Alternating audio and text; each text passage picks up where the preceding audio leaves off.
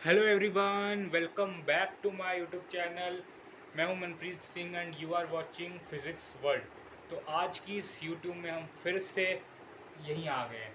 Differentiation, integration, vectors and trigonometry.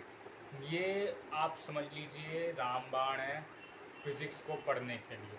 Physics को पढ़ने के लिए differentiation, integration, trigonometry and calculus ये आपका बहुत ज़्यादा स्ट्रॉन्ग होना चाहिए।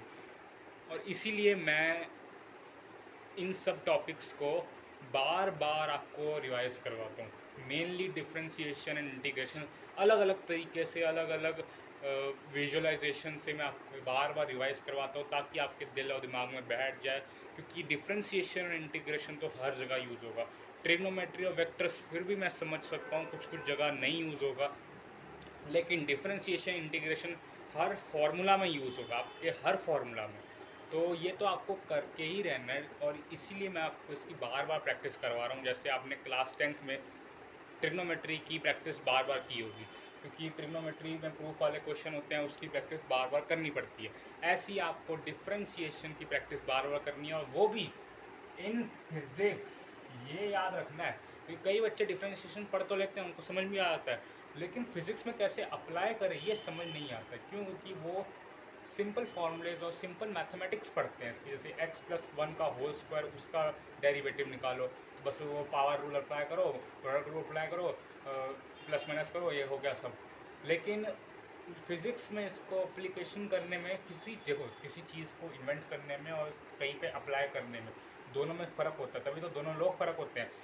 इंजीनियर साइंटिस्ट की तरह नहीं सोच सकता, साइंटिस्ट इंजीनियर की तरह नहीं सोच सकता, तभी दोनों अलग अलग है। ऐसे ही डिफरेंशिएशन समझ लीजिए एक साइंटिस्ट का काम है, लेकिन उसको फिज़िक्स में अप्लाई करने का एक इंजीनियर का काम है। ठीक है, फिज़िक्स में अप्लाई करना बहुत ज़रूरी है इसको, कि आपको ये मैथ्स नहीं पढ़नी है, 12th क्लास का मैथ्स नहीं पढ़ रहे हैं आप 11th क्लास की फ़िज़िक्स पढ़ रहे हैं। तो उसके लिए आपको सबसे पहली जो आपकी नीड है, देखिए नीड जो आपकी इसमें रिक्वायर होगी, नीड रिक्वायर्स, तो क्या क्या होंगे? सबसे पहले आपको फॉर्मूला लर्न होना चाहिए, सारे फॉर्मूला, तभी तो आप डिफरेंशिएशन करोगे। फॉर्मूला लर्न होना चाहिए सारे के सारे। जैसे वेलोसिटी का dx/dt, where x is in meters, t is in times, तो फिर t is in seconds, times बोल रहा हूँ, t इज इन सेकेंड्स। ऐसी एक्सेलरेशन इज dv/dt। ऐसी आपको सारे फॉर्मूले, मैंने ये लिस्ट भी बनाई थी, एंड मैंने डिफरेंशिएशन इंटीग्रेशन को अच्छे से 2-3 बार एक्सप्लेन करा हुआ है, तो आप देख भी सकते हैं। तो ये मैं फिर से आपको रिफ़्रेश करवाने के लिए कर रहा हूँ। इसीलिए मैंने 5 MCQ 10 मिनट्स वाली सीरीज़ को होल्ड पे रखा हुआ था, क्योंकि मैं इसके बारे में सोच रहा था कि मुझे इसको अलग तरीके से फिर से पढ़ाना चाहिए। इसलिए मैंने वाइट बोर्ड भी ले लिया नहीं है, मेरे पास था ही वैसे। तो बार बार मैं इसको अलग अलग तरीके से आपको डिफरेंशिएशन इंटीग्रेशन करवाता हूँ। आज डिफरेंशिएशन करेंगे ताकि आपको ये फील हो जाए कि भाई डिफरेंशिएशन इंटीग्रेशन तो करना ही करना है, और कैसे करना है। तो आज तो हम ये पढ़ने वाले हैं, इस वीडियो में एक चीज़ पढ़ेंगे। मैंने ये चीज़ नहीं पढ़ाई थी आपको, ये पहली बार पढ़ाऊँगा। Graphical meaning of differentiation. तो ग्राफिकल मीनिंग पढ़ेंगे आज इसका। मैंने आपको अभी तक थ्योरेटिकल मीनिंग पढ़ा दिया कि डिफरेंशिएशन को हम यूज़ कहाँ करते हैं, जहाँ पे स्लोप कांस्टेंट नहीं होता। 9th 10th में आपका स्लोप हमेशा कांस्टेंट होता था, इसलिए आप डिफरेंशिएशन इंटीग्रेशन करते नहीं थे। 11th में आती है आपका डिफरेंशिएशन इसलिए आता है, इंटीग्रेशन इसलिए आता है कि आपका जो स्लोप है वो कांस्टेंट नहीं है। इसको मैंने आपको थ्योरेटिकल मेथड से समझाया था अपनी वीडियोज़ में। आज मैं आपको ग्राफिकल मेथड से समझाऊँगा। चलिए पढ़ते हैं। ये मान लीजिए आपका ग्राफ है, और मैं बिल्कुल फिजिक्स वाले ग्राफ की तरह समझाऊंगा। मैं वाई एक्स ग्राफ नहीं लूँगा, मैं लूँगा टाइम एंड वेलोसिटी ग्राफ। ठीक है, time and velocity, where velocity is in meter per second और टाइम जो आपका सेकेंड्स में। ये आपको हो गया वीटी ग्राफ भी कहते हैं इसको, आपको पता ही होगा, 9th में पढ़ा था वीटी ग्राफ, लेकिन 9th में हमने इसको कांस्टेंट ग्राफ के फॉर्म में पढ़ा था। अब हम इसको पढ़ने वाले वेरिएबल। वेरिएबल मतलब आपका ये कुछ ऐसा जाएगा ग्राफ। ये इसको हम कह सकते हैं y=x² का ग्राफ। y=x² का ग्राफ भी कहते हैं इसको। स्माइलिंग फेस होता है, यहाँ पर भी ये होता है। ये मैं अभी ड्रॉ नहीं कर रहा हूँ इसको, पर यहाँ पर भी ये एक्सटेंड हो सकता है। ठीक है, तो ये होता है आपका y=x² का ग्राफ। अब देखिए, अब क्या है ना, यहाँ पे आपका हो गया फ़र्क, क्या? स्लोप में। आपके हर पॉइंट में स्लोप है। स्लोप होता क्या है, स्लोप कर जा रहा हूँ मैं, स्लोप होता क्या है? स्लोप होता है कि मान लीजिए आपका माउंट एवरेस्ट है, ये हर कोई एग्जाम्पल, हर टीचर इस चीज़ का एग्जाम्पल लेते हैं जब भी वो स्लोप पढ़ाता है। आपका हो गया माउंट एवरेस्ट, माउंट एवरेस्ट, ठीक है, माउंट एवरेस्ट, ठीक। और एक हो गया आपका K2, सुना होगा आपने K2, ये K2 समझ लीजिए। माउंट एवरेस्ट सबसे ऊपर है, हाइट इसकी मैक्सिमम हाइट होती है पूरे वर्ल्ड में, अभी तक तो यही है, आगे भी यही होगा, तो ये है। तो K2, लेकिन ये क्या है ना, K2 में क्या है, चढ़ाई मुश्किल है, हालांकि इसकी हाइट कम है। क्यों?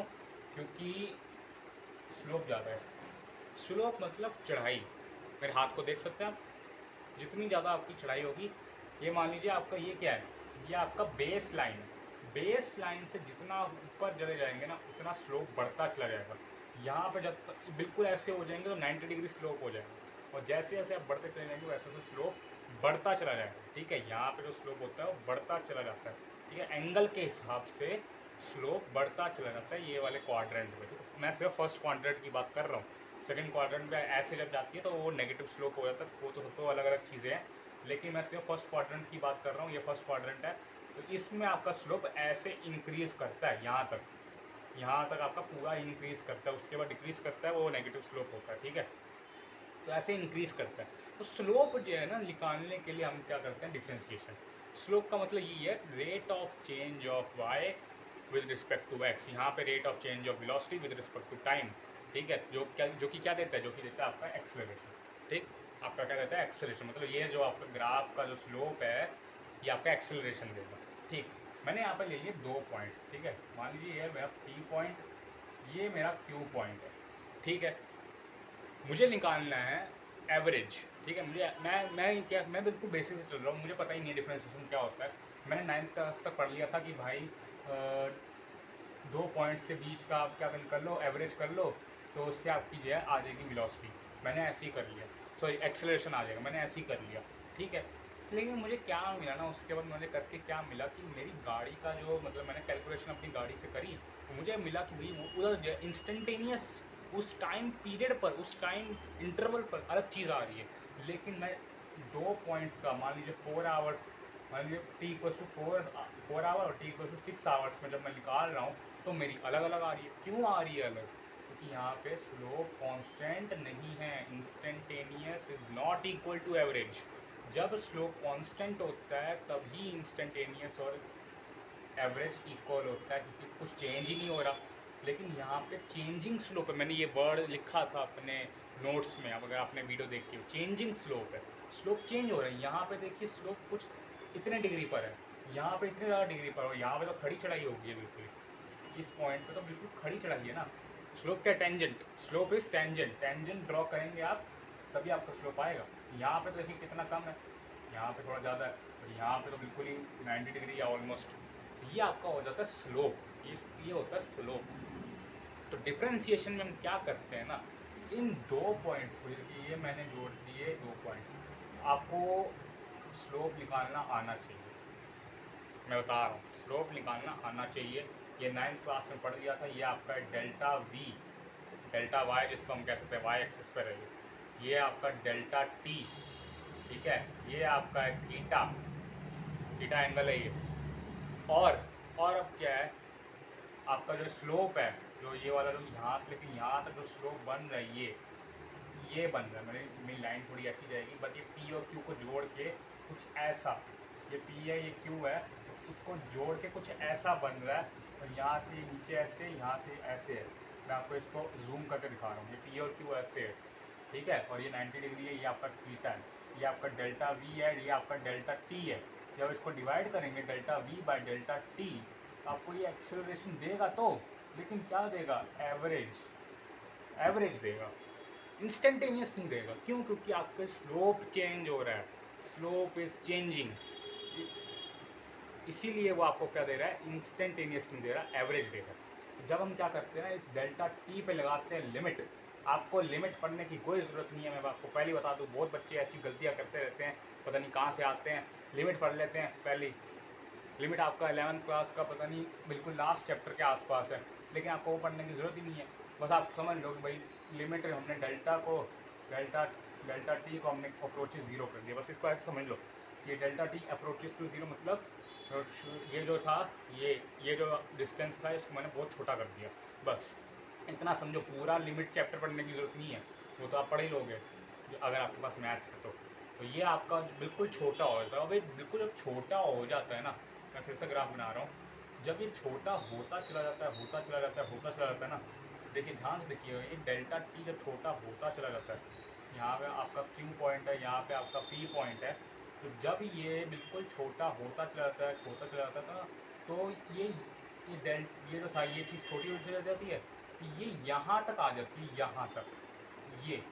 और फिर आपका ये Q point real Q point था, तो यहाँ पे आपका हो जाता है क्यू डैश पॉइंट, दूसरा क्यू पॉइंट आ जाता है यहाँ पे, और इतना सा रह जाता है बस। ये दोनों पॉइंट्स जो ये क्यू था ये यहाँ शिफ्ट हो जाता है। समझ रहे हैं आप बात को? ये जो क्यू पॉइंट है मैंने ये डेल्टा टी बहुत छोटा कर दिया, और जैसे जैसे मैं छोटा करूँगा ये जो चीज़ है क्यू पॉइंट और पी पॉइंट ये साथ आते चले जाएंगे। इसको आप विजुलाइज कर सकते हैं, आप गूगल पर भी सर्च कर सकते हैं कि विजुलाइजेशन ऑफ डिफ्रेंशिएशन, वो आपको एक विजुलाइजेशन दिखा देगा, मतलब एनिमेशन फॉर्म में। तो वो बिल्कुल छोटा होता चला जाता है और बिल्कुल यहाँ तक आ जाता है वो, और फिर उसमें क्या होता है ना, एक टेंजेंट बनती है। ये बन गई आपकी टेंजेंट, ठीक है, ये आपकी होगी टेंजेंट, ठीक दिख रही है आपको, ये आपकी होगी टेंजेंट, ठीक। और ये टेंजेंट जब बनती है ये, तो बस इससे आपका इंस्टेंटेनियस निकल जाता है, क्योंकि हमने क्या कर दिया, दो पॉइंट को इतना पास ले आए कि उनके बीच का डिफरेंस दिखाई ही नहीं दे रहा कि इनके बीच कोई डिफरेंस है भी कि नहीं, कुछ समझ नहीं आ रहा। तो उससे हमें क्या था, हमने क्या कर दिया ना, एक तरीके से एवरेज को हमने बदल दिया इंस्टेंटेनियस में। हमने क्या कर दिया, हमने एवरेज को बदल दिया इंस्टेंटेनियस में, हमने बदल दिया उसको पी और क्यू, क्योंकि हमें देखिए एवरेज निकालने के लिए 2 पॉइंट्स तो चाहिए ही चाहिए। हमने उन 2 पॉइंट्स को बहुत क्लोज ले आए, और एवरेज हमने डेल्टा टी को बदल दिया डी टी में, क्योंकि इसमें लिमिट लग गई 0 की, तो डी टी में बदल गया, और एवरेज किस में बदल गया, इंस्टेंटेनियस में। और finally we got the formula acceleration equals to D V by D T. कि अगर आप डी टी को छोटा करोगे तो डी वी भी तो छोटा होगा ही ना। ट्राइंगल की एक साइड छोटी करोगे तो वो तो कहीं की कहीं रहेगी नहीं, वो भी छोटी होती जाएगी, और ये दोनों पॉइंट मिल जाएंगे। और ये यहाँ पे थी आपकी एक secant, class 10th chapter number 10 circles, ये आपका था सीकेंट। ये 2 पॉइंट से ज्वाइन हो रहा है और ये बाहर तक जा रही है, अगर ये यहाँ तक रुक जाती तो कॉर्ड हो जाता, लेकिन ये बाहर भी जा रही है तो सीकेंट हो गया। सीकेंट किस में चेंज हो गया, टेंजेंट में। मतलब हुआ क्या, हमने जैसी लिमिट लगाई ना, लिमिट जैसी 3 चीज़ें हुई, डेल्टा जो टी था और डेल्टा वी था वो बदल गया D T and D V में। दूसरा, आपकी जो सीकेंट थी वो बदल गई टेंजेंट में, टेंजेंट। थर्ड, आपका जो एवरेज वाली चीज़ थी ना, एवरेज, वो बदल गया इंस्टेंटेनियस। और यही हमें चाहिए, हमें इंस्टेंटेनियस चीज़ चाहिए। क्यों? क्योंकि हमें चाहिए एक्यूरेसी। हमें अपनी कैलकुलेशन में, हम फिज़िक्स वाले लोग हैं, हमें एक्यूरेसी चाहिए बिल्कुल। हमें ये नहीं चाहिए कि भाई हाँ ठीक है 10 था तो 10 का 5 कर दिया, नहीं, 10 है तो 10 का 10 ही रहना है। हमें बिल्कुल चाहिए 10 एक्यूरेसी, ठीक। तो इसके लिए हम यूज़ करते हैं डिफ्रेंशिएशन। ये मैंने आपको बिल्कुल ग्राफिकल मेथड से ग्राफिकल रिप्रेजेंटेशन कर दी इसकी, बिल्कुल मतलब इसका डाइसेक्शन कर दिया। अगर हम आप नीट की साइड में तो आपको पता होगा डाइसेक्शन क्या होता है, तो बिल्कुल डाइसेक्शन कर दिया मैंने डिफ्रेंशिएशन का, और आपको A to Z graphical representation बता दी है। इसके फॉर्मूलाज इसको और ज़्यादा अगर आपको ब्रीफली जानना है तो आप मेरी वीडियो देख सकते हैं, चैनल पे लगी हुई है। नेक्स्ट वीडियो में हम इंटीग्रेशन को फिर से समझेंगे, उसको ग्राफिकल मेथड से समझेंगे, और उसको समझेंगे कि उसमें क्या क्या चेंज होता है। यहाँ पे तो जो डेल्टा टी और डेल्टा वी तो डी वी में डी वी डी टी में तो उधर भी चेंज होता ही है, लेकिन उधर सीकेंड और एवरेज तो नहीं होता, तो कुछ और चीज़ें होती है, तो वो किस में चेंज होती है वो हम पढ़ेंगे नेक्स्ट वीडियो में। तो तब तक के लिए मैं आपको कहूँगा कि भाई डिफ्रेंशिएशन को रिवाइज करते रहिए। तो tata, bye bye, have a nice night, bye.